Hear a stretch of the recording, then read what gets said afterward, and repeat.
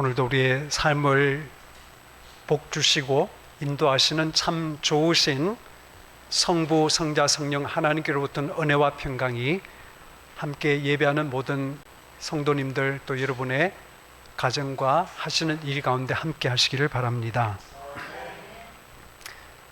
영 물러가지 않을 듯 기세를 부리던 뜨거운 여름이 이제는 짧아지면서 시원함이 참 고마움으로 다가오는 그런 가을을 우리가 맞이하고 있습니다. 다가오는 화요일은 23일이고 춘분입니다. 추분이죠. 가을과 그러니까 낮과 밤이 길이가 똑같다는 그런 추분인데 환절기에 여러분 건강 잘 돌보시고 주님 안에서 아름답고 활기가 넘치는 그런 2025년의 가을을 맞이하시기를 바랍니다. 오늘을 위해 지정된 누가복음 16장 1절부터 15절 말씀은 평신도 분들께만 아니라 심지어 목회자들도 그리고 신학자들도 어렵다고 말하는 그런 본문으로 알려져 있습니다. 한 부자가 유능한 한 사람을 재산 관리자로 임명을 하고서 그렇게 맡겼는데 시간이 지나면서 좀 이상한 소문이 들려옵니다. 그 소문이란 자신이 전적으로 신뢰해서 모든 것을 맡긴 그 청지기가 자기 마음대로 주인의 재산을 허랑방탕하게 쓰고 있다는 그런 소문이죠. 그래서 허랑방탕이라는 그 표현이 15장의 탕자가 아버지 재산을 허랑방탕하게라고 표현한 그 부분은 똑같습니다. 아무튼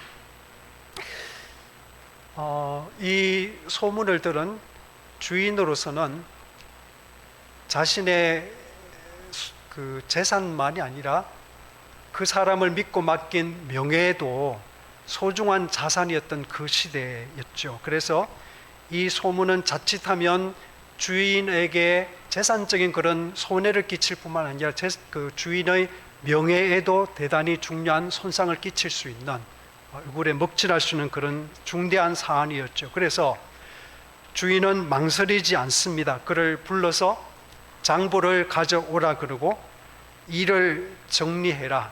이제 너는 더 이상 내가 일을 시키지 않을 테다라고 단호히 말합니다. 그 말을 들은 이 청지기는 평생 굳은 일을 해본 적이 없는 그런 소위 말하는 화이트 칼라였기 때문에 큰 고민에 빠지지요. 갑자기 내가 강제 퇴직을 당하니 앞으로 뭐를 하고 먹고 살 것이며 어떻게 처자를 먹일 것인가.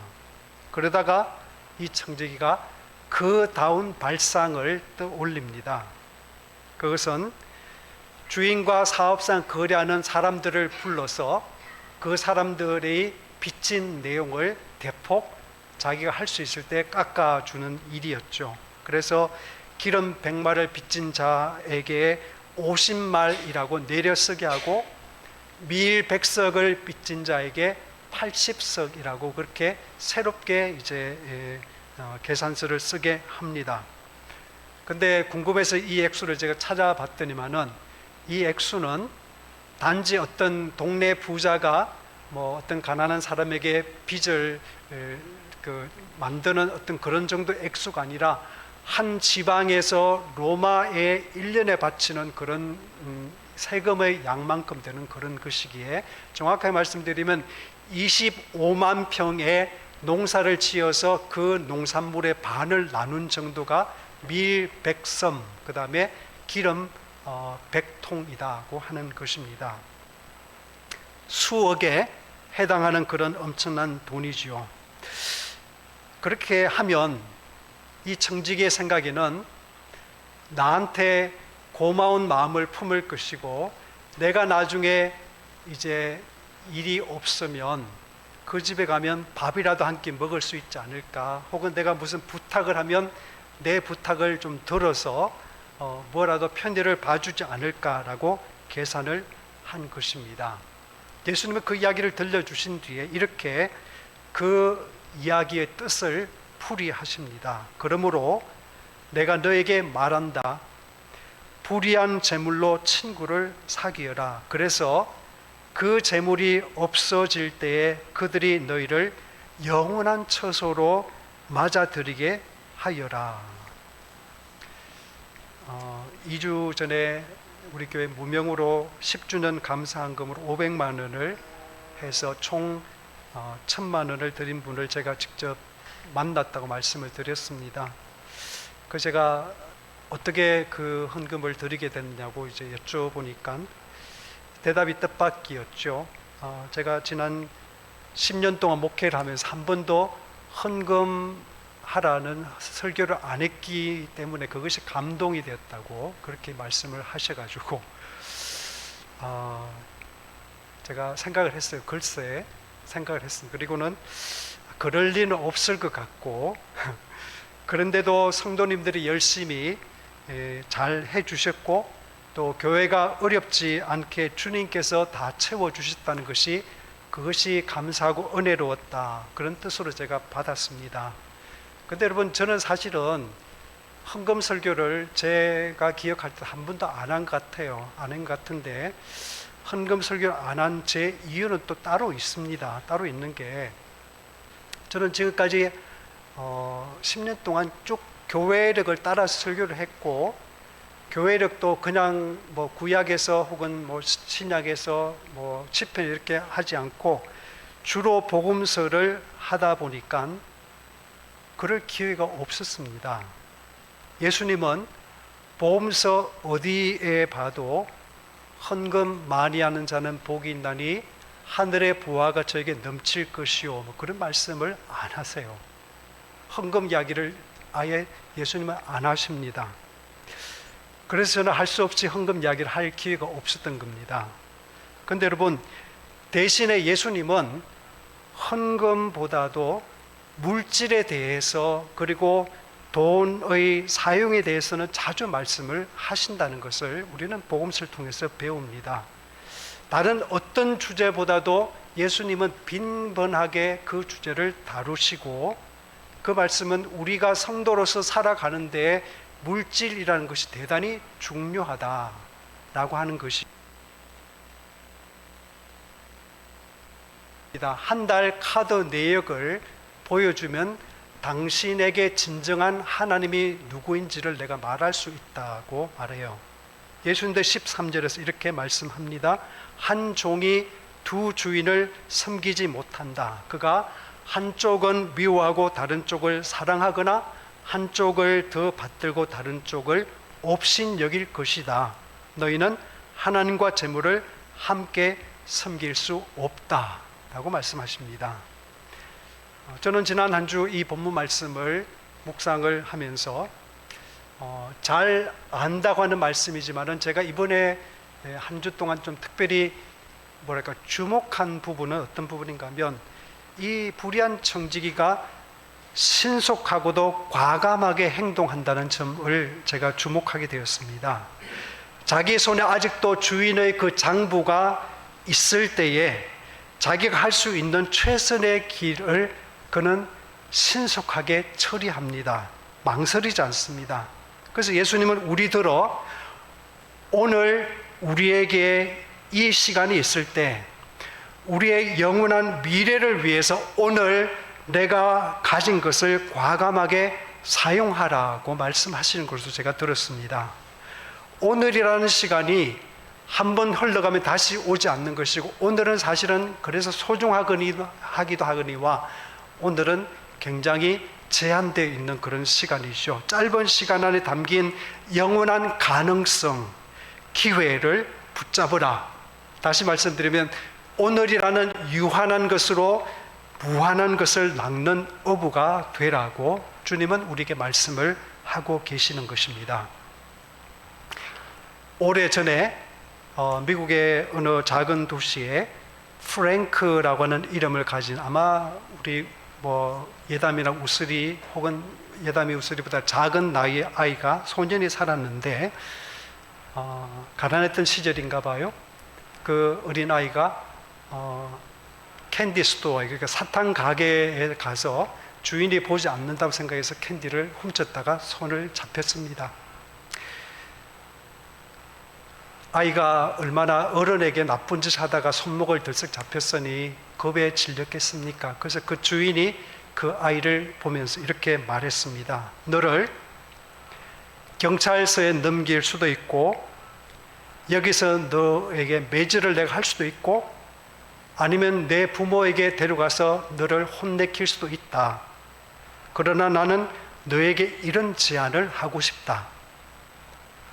너는 너의 행동에 책임을 져라. 그것은 이것이다. 오늘부터 사흘 동안 이 가게로 출근해서 청소해라 라고 시켰습니다. 근데 실제로 프랭크의 아버지는 알코올 중독자이고 술만 들어가면 엄마든 뭐 자식이든 구분 없이 그렇게 구타를 했고 엄마도 아버지한테 맞고서는 또 그 분풀이를 자식들한테 해서 엄마도 아이들을 팼고 그래서 가정폭행이 아주 빈번했던 그런 가정에서 자라는 프랭크로서는 부모님에게 그 사실을 알리지 않는 것만 해도 큰 다행이라고 생각하면서 사흘 동안 이 아이가 정말 찍소리 못하고 그 가게에 출근해서 청소를 하고 사흘이 찾아 그 주인이 사탕을 한 줌 이 아이 손에 쥐어주면서 이렇게 말을 했대요. 옛다. 이것은 너의 임금이다. 너에게 일을 시켰으니 나도 나의 행동에 책임을 져야지 라고 했다는 겁니다. 근데 여러분 이 이야기는 실화입니다. 프랭크의 막내 동생이 마이클이라고 하는 아이인데 그 아이가 커서 쓴 내 심장을 향해 쏴라고 하는 책에서 이 일화를 소개를 하고 있습니다. 그런데 여러분 이 책과 일화가 지금도 한국 사회에서 또 세계 사람들이 기억하게 되는 것은 그 집안이 그 프랭크와 마이클의 집안이 대대로 알코올 중독자 집안이었고 대대로 그 집안에 범죄자들이 많이 나왔고 특별히 그 중간에 형제 중에 게리라는 아이가 있었는데 형제가 있었는데 그 게리가 나중에 성인이 되어서 미국 사회를 깜짝 놀라게 하는 희대의 연쇄 살인을 해서 그는 종신형을 선고를 받았습니다. 미국은 그전에부터 사형제를 폐지를 했었거든요. 그런데 이 게리 길모어라는 사람이 사람을 너무나 잔혹하게 여러 사람을 죽이는 그 일을 했기 때문에 미국 사회는 지금까지는 사형제도를 아예 없어진 제도를 생각했는데 그것 때문에 우리 사회에 사형제도를 다시 부활시켜야 되는 거 아니냐라고 하는 그런 논의를 시킬 정도로 유명했던 그런 사건이었어요. 그런데 여러분 이 책을 쓴 저자 마이클은 집안에서 유일하게 큰형과 자기 자신만이 범죄에 손대지 않았던 이야기를 하면서 그 자신의 그 가족사 그렇게 어릴 때부터 맞고 아버지는 그렇게 정신없이 살고 어머니도 자기들을 때리는 그 슬픈 일들을 수리하면서 이렇게 묻습니다. 그 사탕 가게 주인의 작은 친절이 큰형이 범죄자가 되는 것을 막았을까? 나는 잘 모르겠다. 그러나 나는 그랬을 거라고 생각한다. 라고 결론을 짓습니다. 여러분, 유명한 러시아의 문호 도스토옙스키는 우리 인간의 마음은 천사와 악마가 서로 싸우는 투기장이라고 말을 했다지요. 대대로 어른들이 술에 쩔어서 살고 부모가 아이들을 구타하는 그런 가정에서 자라나는 아이들 마음속에는 필경 천사보다는 악마가 더 힘을 얻을 수밖에 없는 그런 마음이었을 것입니다. 그런데 막내가 큰형의 그 일을 기억하면서 책에 쓰는 것은 큰형 본인이 어릴 적에 행동에 책임을 지라고 그렇게 단호하면서도 그러나 책임을 졌을 때는 그 아이에게 그냥 보내지 않고 그 아이 손에 좋아하는 사탕을 한 줌 쥐어준 친절한 마음을 동시에 베푼 그 어떤 어른의 그 어른다운 행동이 이 아이로 하여금 나쁜 범죄자로 살지 않고 자기 마음속에 선한 천사가 힘을 낼 수 있도록, 혹은 그 악마가 살아나오지 않도록 그를 싸우는데 아주 중요한 한 줌의 힘이 되지 않았을까, 그렇게 생각하는 것이고, 저도 그렇게 생각을 하는 것입니다. 여러분, 이처럼 사랑이라는 것은 그다지 화려하거나 거창할 필요는 없습니다. 친절한 마음 하나, 따뜻한 말 한마디도 어떤 경우에는 그 상대방 안에 있는 천사로 힘내게 할 수 있는 그런 것이 되는 것이지요. 우리가 뭐를 친절하게 한다고 그것이 누구나 다 살인을 막게 하고 범죄자 안 되게 하는 그런 건 아닐 수 있습니다. 그러나 우리가 우리 마음속에 하나님의 마음을 품고 어떤 사람을 따뜻하게 대하고 어떤 사람의 관심을 베풀고 어떤 사람에게 내가 용서를 베풀 때에 그것은 하나님께서 나를 통해서 하시는 일이 되기 때문에 영혼을 낚을 수 있는 그런 힘이 된다고 하는 사실이에요. 사랑은 내가 사랑하는 대상의 그 상대방 안에서 악마 대신의 천사 혹은 선한 가능성이 발현되도록 돕는 것입니다. 예수님은 그런 일을 우리들을 하라고, 불의한 재물을 사용하라고 말씀하고 계십니다. 재물 대신에 시간을 넣을 수도 있고요, 재능을 대입해도 됩니다. 우리가 현재 가진 것이 무엇이든지 간에 영원히 가질 수는 없습니다. 돈은 날개 돋친 듯 사라지고요, 건강이나 시간도 재능이도 영원하지 않습니다.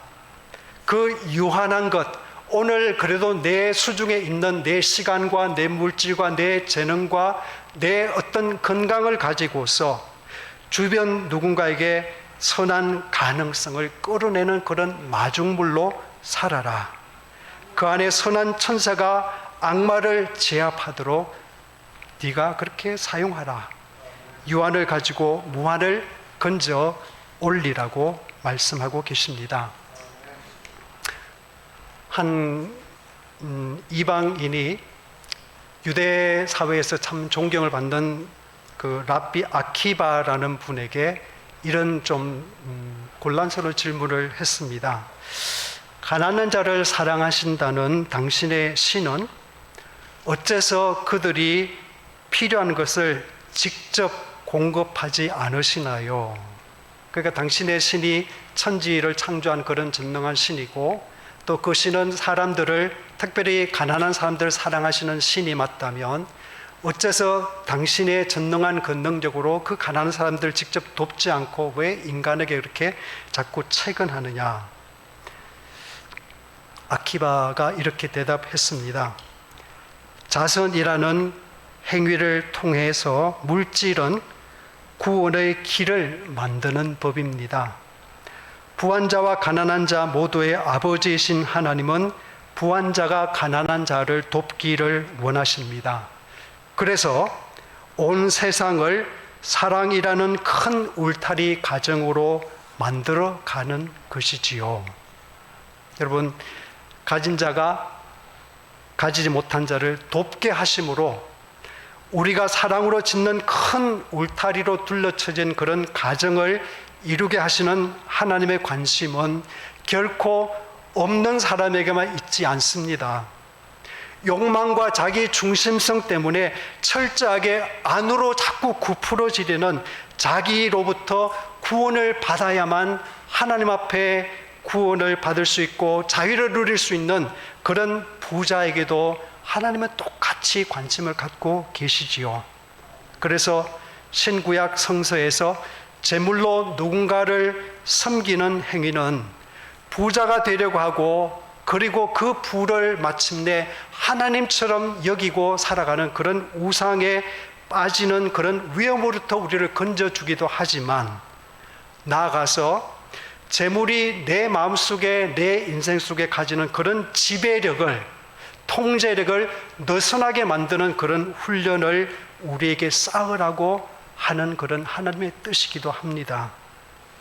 다시 말씀드리면 내 안에 고삐 풀린 악마에게 고삐를 채우고 내 안에 묶인 천사가 활개치며 자유롭게 일할 수 있도록 하는 것이 바로 물질에 대한 훈련이라고 하는 것입니다.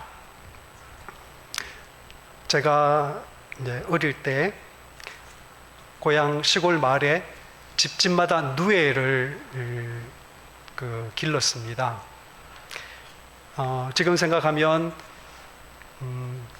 누에가 이렇게 자라면 제 이 손가락만하게 커지고 한 7cm 그 정도로 커지고, 누에는 이렇게 털이 없어요. 만지면 만질만질하고, 그리고 좀 느낌이 시원하죠.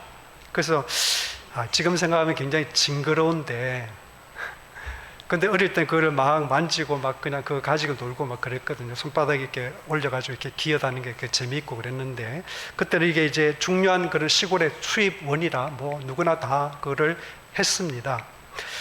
그래서 이제 뽕나무 가지를 이렇게 쪄다가, 나수를 쪄다가 이제 던져주면 그 가지 위에, 그 이파리 위에 그 누에들이 막 달려 들어가지고 그 누에가 가만히 있으면 그 뽕잎을 먹는 소리가 삭삭 하는 소리가 납니다. 그걸 제가 들으면서 자랐고요. 그리고 때가 되면 이제 애벌레가 자기 입에서 실을 뽑아내서 이제 꼬치를 만들 그 안에 이제 들어가잖아요. 그래서 번데기가 되는 거잖아요. 그러면 나중에 이 실을 이제 공장 같은 데서 해체해가지고 다시 이제 저희 어머니는 밤마다 이제 겨울 되면 밤마다 이제 농사철이 아니니까 딸그닥 하면서 그 비단 만드는 그 기계, 그 아주 간단한 그 기계를 놓고 비단을 만들어서 팔았던 그런 기억이 지금도 선합니다. 저는 누에의 실을 뽑아서 실크라는 고급 옷감을 만드는 그 신기한 과정을 떠올리면서 우리의 삶도 그러하다는 생각을 해봅니다. 우리가 하루 24시간이라는 선물을 받아서 뭔가를 우리는 부지런히 먹고 마시고 숨 쉬는 그 육체적인 활동을 해서, 그래서 우리가 힘을 얻는데 그 힘으로 말과 행동으로 무엇인가를 우리 끊임없이 생산해 내잖아요. 저는 우리가 쉴 새 없이 뽑아내는 그 무엇이 사랑이라는 즐기고 유용한 그런 영혼의 실이기를 바랍니다. 누에가 중간에 끊김없이 실을 길게 뽑아내서 꼬치를 만들어내듯이 우리가 사랑과 평화라는 긴 한 줄의 실을 뽑아낼 때 그것은 누군가를 유익되게 할 뿐만 아니라 그 재물이 없어질 때 그들이 너희를 영원한 처소로 맞아들이게 하는 그런 축복이 될 줄을 믿으시기를 축원합니다. 여러분, 이웃 사랑이란 것을 너무 프로그램식으로 생각하지 마시길 바랍니다. 우리가 뭐 정기적으로 어떤 기관에다가 돈을, 후원금을 보내고, 성탄 시즌이 되면 그 구세군 자선 낭비에 또 적지 않은 돈을 드리기도 하고, 무슨 시설에 또 우리가 봉사활동도 할 수 있어요. 근데 그런 것들이 다 귀하고 의미 있는 일 맞습니다. 그런데 주님이 정말로 기뻐하시는 사랑, 이웃 사랑이라는 것, 주님께 정말 받으시는 그런 이웃 사랑이라는 것은 그렇게 어떤 특정한 때에 특정한 장소에서 하는 것이 아니라 가장 가까이 있는 그런 이웃을 우리가 아끼고 사랑하고 그들 안에 있는 그런 선한 잠재력을 깨우고 천사를 불러내는 그런 마중물로 하루하루를 살아내는 것이 바로 주님께서 기뻐하시는 일인 줄 믿습니다. 시원한 가을, 우리가 가진 것으로 그런 선한 열매를 주렁주렁 맺는 하루하루를 살아내시기를 주님의 이름으로 축원합니다. 그래 모든 지각에 뛰어난 하나님의 평강이 그리스도 예수 안에서 여러분의 마음과 생각을 지키실 줄 믿습니다. 기도하겠습니다.